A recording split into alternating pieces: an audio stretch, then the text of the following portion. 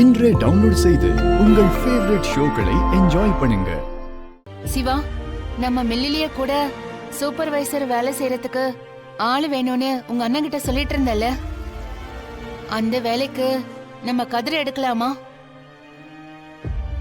வேலைக்கு அங்க இங்கன்னு அவன் அலையறதை விட நம்ம மில்லிலேயே வேலை பார்ப்பான்ல.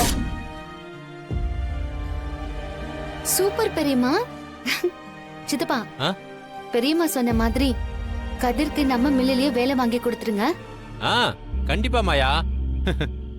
எல்லாரும் எங்க போனாங்கன்னு பார்த்தா இங்க வந்து நின்னுட்டு இருக்காங்க பாத்தீங்களா? அட அதுக்கு என்ன மாயா, மாப்பிளைக்கு நம்ம மில்லையே ஒரு நல்ல வேலையா போட்டு கொடுத்துருவோம்.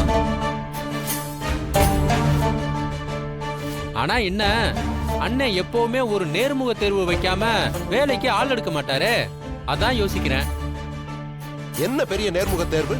நம்ம மச்சான் என்ன கேள்வி கேட்பாருன்னு நமக்கு தெரியாதா? அத கதிருக்கு சொல்லி கொடுத்து அந்த நேர்முக தேர்வுல பாஸ் பண்ண வச்சு நம்ம மில்லிலேயே மாப்பிளைக்கு ஒரு சூப்பர்வைசர் வேலையை வாங்கி கொடுத்துட வேண்டியதானே?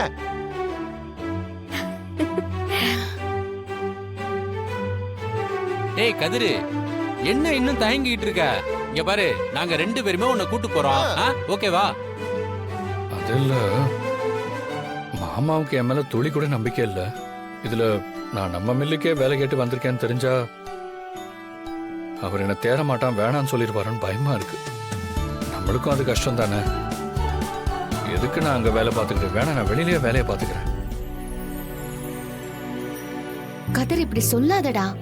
பெரியப்பா கிட்ட நல்ல பேர் வாங்குறதுக்கு நீ அவர் பக்கத்திலேயே, அவர் முன்னாடியே வேலை பார்க்கணும்.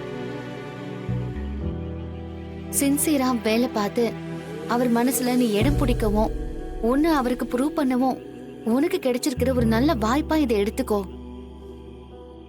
அவர் மனசுல நீ இடம் பிடிச்சிட்டா உன்னையும் தனாவையும் அவர் கண்டிப்பா ஏத்துப்பாரு. ஆமா கதிர், மாயா சொல்றதுதான் சரி. நீ நம்ம மில்லுக்கே இன்டர்வியூக்கு போ. எப்படியாவது சித்தப்பாவும் மாமாவும் உன்னை செலக்ட் பண்ண வச்சிருவாங்க. எப்படியாவது வேலைக்கு சேர்ந்து அப்பா மனசுல இடம் பிடிச்சிரு.